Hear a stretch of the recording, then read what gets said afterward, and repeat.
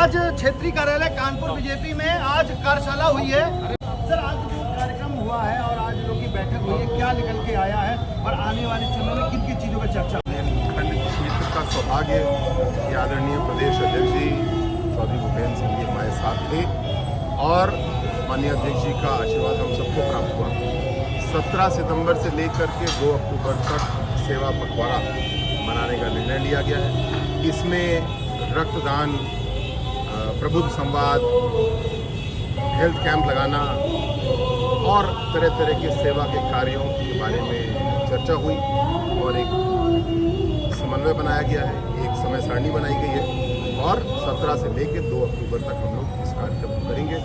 उद्देश्य ये है कि हम हर घर तक पहुँचें और साथ साथ जो परिवार किसी भी वजह से पीछे छूट रहे हैं, किसी के घर में कोई बीमार है, किसी की कोई कमजोरी है, तो भारतीय जनता पार्टी दृढ़ संकल्पित है सबका साथ सबका विकास अंत्योदय के लिए ऐसे परिवारों को आगे बढ़ाना। जीएसटी में काफी कटौती की गई है, व्यापारी वर्ग बहुत खुश है, इस पर क्या कहेंगे?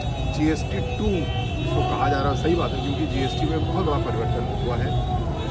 केवल 2 अब स्लैब बना दिए गए हैं, 5% 18% के, और बहुत तेज़ी के साथ में कम किया गया टैक्स।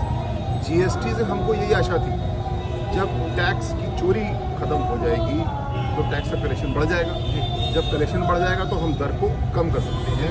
तो जो GST के रिफॉर्म आदरणीय मोदी जी ने शुरू किए थे, वो रिफॉर्म सफल हुए। पूरे प्रदेश के देश के नागरिकों को, विशेषकर व्यापारियों को धन्यवाद कि उन्होंने GST को स्वीकार किया, जिसकी वजह से हमारा टैक्स कलेक्शन बहुत बढ़ा। अब हम उसको और रैशनलाइज कर रहे हैं, हम दरों को कम कर रहे हैं। मुझे विश्वास है दर को कम करने से कुछ लोग जो GST के नेट से बाहर छूटे हैं वो भी सहर्ष आएंगे और हमारी व्यवस्था बहुत आसान रहेगी।